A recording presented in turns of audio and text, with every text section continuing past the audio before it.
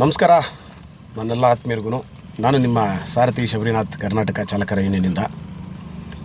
ಈ ವಿಡಿಯೋದಲ್ಲಿ ಒಂದು ಸಣ್ಣ ಮಾಹಿತಿ, ನನ್ನ ಸಾಕಷ್ಟು ಇತ್ತೀಚೆಗೆ ಹೊಸದಾಗಿ ಬಸ್ಸುಗಳನ್ನು ಕೊಂಡುಕೊಂಡಿರುವಂಥ ಮಾಲೀಕರಿಗೆ ಈ ವಿಷಯ ಮುಟ್ಟಬೇಕು ಮತ್ತು ಈ ಹೋರಾಟದಲ್ಲಿ ನಾವು ಯಶಸ್ವಿ ಆಗಬೇಕು ಅಂತೇಳಿ ಈ ವಿಡಿಯೋ ಮಾಡ್ತಾಯಿದ್ದೀನಿ. ಮತ್ತು ಹೋರಾಟ ಈಗಾಗಲೇ ಪ್ರಾರಂಭ ಮಾಡಿದ್ದೀನಿ ಮತ್ತು ನಿಮ್ಮೆಲ್ಲರ ಸಹಕಾರ ಅತ್ಯಮೂಲ್ಯವಾದದ್ದು ಅಂತ ಕೂಡ ನಾನು ಭಾವಿಸ್ತಾ, ಈ ವಿಡಿಯೋದ ಜೊತೆಗೆ ನಾನೊಂದು ವಾಟ್ಸಪ್ ಲಿಂಕನ್ನು ಕೂಡ ಹಾಕ್ತೀನಿ. ಯಾರ್ಯಾರು ಹೊಸ ಬಸ್ಸುಗಳನ್ನು, ಅಂದರೆ mini bus 25 seater, 33 seater, 35 seater ಅಥವಾ 40+ ಬಸ್ಸುಗಳನ್ನು ತಗೊಂಡಿರೋಂಥ ವಾಹನಗಳಿಗೆ ಸಂಬಂಧಪಟ್ಟಂತೆ ನೋಂದಣಿ ಅಂದರೆ ರಿಜಿಸ್ಟ್ರೇಷನ್ ಮಾಡ್ತಿಲ್ಲ ಅಂತೇಳಿ ನನ್ನ ಗಮನಕ್ಕೆ ಬಂದಿದೆ.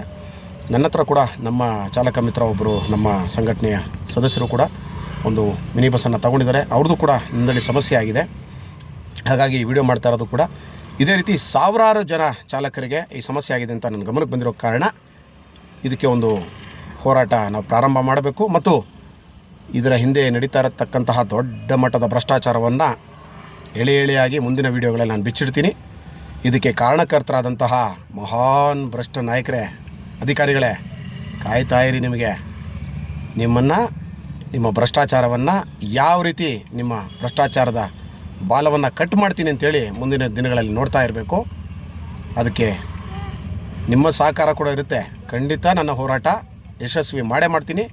ನಾನು ಈ ಹೋರಾಟದಲ್ಲಿ ಗೆಲ್ತೀನಿ ಅಂತ ಹೇಳ್ತಾ, ನಾನು ಮಾಲೀಕರಲ್ಲಿ ವಿನಂತಿ ಮಾಡ್ತೀನಿ. ತಮಗೆಲ್ಲರಿಗೂ ಗೊತ್ತಿದೆ, ಕಳೆದ ಸೆಪ್ಟೆಂಬರ್ ತಿಂಗಳಿನಿಂದ ಎಲೆಕ್ಟ್ರಾನಿಕ್ ಸಿಟಿ RTO ಕಚೇರಿಯಲ್ಲಿ 2016 ನಂತರ ನೋಂದಣಿಯಾಗಿರುವಂತಹ ಮಿನಿ ಬಸ್ಸುಗಳಿರ್ಬೋದು ಅಥವಾ TT ವಾಹನಗಳನ್ನು ಕಪ್ಪು ಪಟ್ಟಿಗೆ ಸೇರಿಸಿದರು.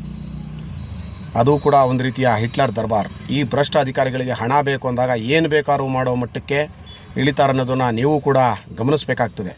ಅದು ನನ್ನ ಗಮನಕ್ಕೆ ಬಂದಾಗ ಒಂದು 2-3 ತಿಂಗಳ ಕಾಲ ನನಗೆ ಗೊತ್ತಿರಲಿಲ್ಲ. ಆಮೇಲೆ ನನ್ನ ಗಮನಕ್ಕೆ ಬಂತು. ನಾನು ಹೋರಾಟ ಪ್ರಾರಂಭ ಮಾಡಿದಂಥ ಸಂದರ್ಭಗಳಲ್ಲಿ ಅದನ್ನು ಯಶಸ್ವಿಯಾಗಿ ಸಾಕಷ್ಟು ಜನ ಚಾಲಕರು ಮತ್ತು ಮಾಲೀಕರಿಗೆ ಅನುಕೂಲ ಆಗಿದೆ. ಅದೇ ರೀತಿ ಇವತ್ತು ಈ ಹೋರಾಟವನ್ನು ಕೈಗೆತ್ತಿಕೊಂಡಿದ್ದೀನಿ. ಇದು ಕೂಡ ಯಶಸ್ವಿ ಮಾಡ್ತೀನಿ. ಈ ಭ್ರಷ್ಟರನ್ನ ಬಡ್ದೇ ಬಡಿತೀನಿ. ನಾನು ಮಾಲೀಕರಲ್ಲಿ ಕೇಳ್ಕೊಳ್ಳೋದೊಂದೇ, ಏನು ತಾವು ವಾಹನಗಳನ್ನು ಒಂದು 6 ತಿಂಗಳು, 3 ತಿಂಗಳು, 8 ತಿಂಗಳಿಂದ ತಗೊಂಡು ಈಗ ಪ್ರೆಸೆಂಟ್ ಹೊಸದಾಗಿ ತೊಗೊಂಡ್ರಂಥ ವಾಹನ ಮಾಲೀಕರುಗಳು ಬಾಡಿ ಬಿಲ್ಡ್ಗೆ ಬಿಟ್ಟಿದ್ದೀರಾ, ಅಥವಾ ಕೆಲವರ ವಾಹನಗಳು ತಯಾರಿಯಾಗಿ ರಸ್ತೆಗೆ ಬರುವಂಥ ಸಮಯ ಕೂಡ ಬಂದಿದೆ, ನಿಮ್ಮ ವಾಹನಗಳನ್ನು ನೋಂದಣಿ ಮಾಡಬಾರ್ದು ಅಂತ ಹೇಳಿ ಕೆಲವೊಂದಿಷ್ಟು ಏನು ಕಾನೂನುಗಳನ್ನು ಇವರು ತೋರಿಸ್ತಾ ಇದ್ದಾರೆ. ಅಂದರೆ ಸುಪ್ರೀಂ ಕೋರ್ಟ್ ಗೈಡ್ಲೈನ್ಸ್ ಇರ್ಬೋದು, NHRC ಇರ್ಬೋದು, CIRT ಇರ್ಬೋದು, ಅಥವಾ ಕೇಂದ್ರ ಸರ್ಕಾರದ್ದು ಇರ್ಬೋದು.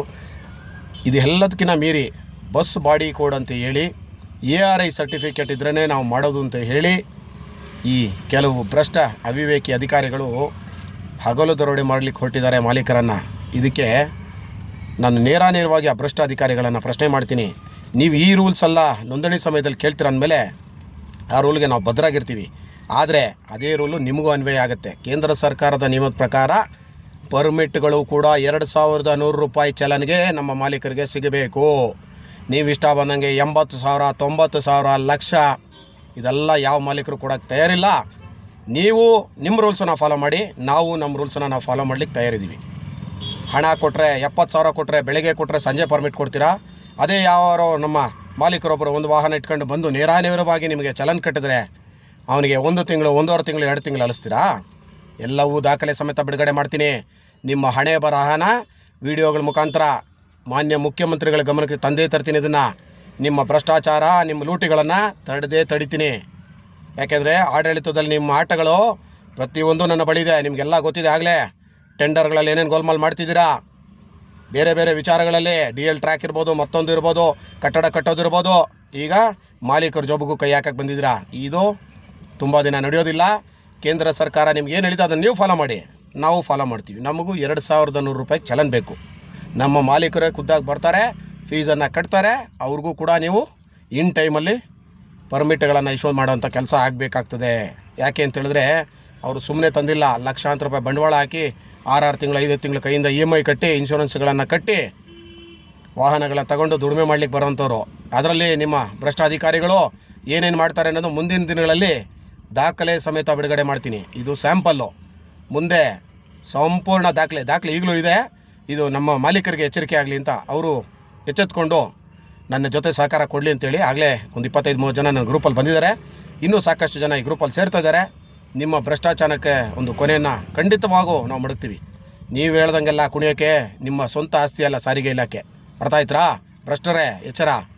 ಮುಂದಿನ ದಿನಗಳಲ್ಲಿ ಭ್ರಷ್ಟಾಚಾರ ಮಾಡಬೇಕು, ಲಂಚದ ಹಣ ವಸೂಲಿ ಮಾಡಬೇಕು ಅಂದರೆ ಮೈಯೆಲ್ಲ ಕಣ್ಣಾಗಿರಬೇಕು. ಎಲ್ಲಿಂದ ಯಾರು ಬರ್ತಾರೆ, ಯಾರು ನೋಡ್ತಾರೆ, ನಮಗೆ ಎಲ್ಲಿ ತೊಂದರೆ ಮಾಡ್ತಾರೆ ಅನ್ನೋದನ್ನ ಕೂಡ ತಾವು ಮುಂದಿನ ದಿನಗಳಲ್ಲಿ ನೋಡೇ ನೋಡ್ತೀರಾ. ಆ ಹೋರಾಟಕ್ಕೆ ನಾನು ಪ್ರಾರಂಭ ಇವತ್ತು ಇಟ್ಟಿದ್ದೀನಿ, ಒಂದು ಅಂತ್ಯ ಕೂಡ ಮಾಡ್ತೀನಿ. ಬಿಡೋ ಮಾತೇ ಇಲ್ಲ. ನಿಮ್ಮ ಭ್ರಷ್ಟಾಚಾರ ಇಲ್ಲಿ ಕೊನೆ ಆಗಲೇಬೇಕು. ಮಾನ್ಯ ಮುಖ್ಯಮಂತ್ರಿಗಳ ಹತ್ರ ಅತಿ ಶೀಘ್ರದಲ್ಲೇ ನಿಮ್ಮ ಬಂಡವಾಳ ಸಮೇತ ಬಿಚ್ಚಿಡ್ತೀನಿ. ನೀವೇನೇನು ಮಾಡ್ತೀರಾ, ಎಷ್ಟೆಷ್ಟು ಕೋಟಿ ಲೂಟಿ ಮಾಡ್ಕೊಂಡು ಹೋಗ್ತಿದ್ದೀರಾ ಅಂತೇಳಿ. 2100 ರೂಪಾಯಿ ಕಟ್ಟಿ ಅವ್ನು ನಿಂತ್ಕೊಂಡ್ರೆ 3 ತಿಂಗಳಾದ ಅವನು ಪರ್ಮನೆಂಟ್ ಕೊಡಲ್ಲ, ಕ್ವಶನ್ ಮಾರ್ಕ್ಗಳಾಗ್ತೀರಾ. ಅದು ಇದು ಕತ್ರಿ ಹಾಕ್ತೀರಾ. ಅದೇ 70,000 ಕೊಟ್ಟರೆ ಬೆಳಗ್ಗೆ ಕೊಟ್ಟರೆ ಸಂಜೆ ಪರ್ಮಿಟ್ ಕೊಡ್ತೀರಾ?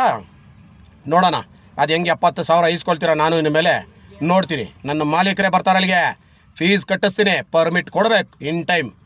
ನಿಮ್ಮ ರೂಲ್ಸ್ ಪ್ರಕಾರ ನೀವು ಫಾಲೋ ಮಾಡಿ, ನನ್ನ ರೂಲ್ಸು ನಾನು ಫಾಲೋ ಮಾಡಿಸ್ತೀನಿ. ಇವತ್ತೇನು ಕಿರುಕುಳ ಕೊಡ್ತಾ ಇದ್ದೀರಲ್ಲ ನೋಂದಣಿ ಮಾಡ್ದಂಗೆ, ಅವ್ರ ಮನೆಗಳನ್ನ ಹಾಳು ಮಾಡ್ತಾ ಇದ್ದೀರಲ್ಲ, ಬಸ್ಸುಗಳನ್ನ ತಂದಿರೋರಿಗೆ, ಏನು ನಿಯಮ ನೀವು ಹೇಳ್ದಂಗೆನಾ? ನಿಮ್ಮ ಇಷ್ಟ ಬಂದಂಗೆ ರೂಲ್ಸ್ ಮಾಡೋಕ್ಕೆ ಏನು ನಿಮ್ಮ ಸ್ವಂತ ಆಸ್ತಿ ಅನ್ಕೊಂಡಿದ್ದೀರಾ ಸಾರಿಗೆ ಇಲಾಖೆನ? ನಾಚಿಕೆ ಮಾನ ಮರ್ಯಾದನ್ನು ಸ್ವಲ್ಪ ಇಟ್ಕೊಂಡು ಕೆಲಸ ಮಾಡೋದು ಕಲೀರಿ. ಮುಂದೆ ಹೋರಾಟ ನಿಮಗೆ ತಿಳಿತದೆ ಯಾವ್ಯಾವ ರೀತಿ ಹೋಗುತ್ತೆ ಅಂತ. ಚಾಲಕರು ಮಾಲೀಕರು ಈ ವಿಡಿಯೋ ನೋಡಿಕೊಂಡು ಎಚ್ಚೆತ್ಕೊಂಡು ನಾನು ಹಾಕುವಂಥ ವಾಟ್ಸಪ್ ಲಿಂಕಲ್ಲಿ ಪ್ರತಿಯೊಬ್ಬರು ಯಾರು ನೋಂದಣಿಗೆ ಸಂಬಂಧಪಟ್ಟಂಗೆ ಸಮಸ್ಯೆಗಳು ಅನುಭವಿಸ್ತಿದ್ದೀರಾ ನನ್ನ ಜೊತೆ ಕೈ ಜೋಡಿಸಿ. ಯಾಕೆಂದರೆ ನೀವು ಬರದೇ ಹೋದರೂ ಮುಂದೆ ನನ್ನ ಹೋರಾಟ ನಿರಂತರವಾಗಿದ್ದೇ ಇರುತ್ತೆ. ನಿಮ್ಗೆ ಅನುಕೂಲ ಮಾಡಬೇಕು ಅಂತೇಳಿ ನಾನು ಮುಂದೆ ಬಂದಿರೋದು. ಖಂಡಿತವಾಗೂ ನಾನು ಯಶಸ್ವಿ ಆಗೇ ಆಗ್ತೀನಿ. ನೀವು ಬರದೇ ಹೋದರೂ ಬಂದರೂ ನಾನು ಮಾಡೇ ಮಾಡ್ತೀನಿ. ಅವ್ರಿಗೆ ಎದುರ್ಕೊಂಡು ನೀವು ಹೋದರೆ ನಾವೇನು ಮಾಡಲಿಕ್ಕೆ ಸಾಧ್ಯ ಇಲ್ಲ. ರಿಜಿಸ್ಟ್ರೇಷನ್ ಆಗಲೇಬೇಕು. ಆಗೋವರೆಗೂ ನಾನು ಬಿಡೋದೇ ಇಲ್ಲ. ಧನ್ಯವಾದ ತಮ್ಮೆಲ್ಲರಿಗೂ.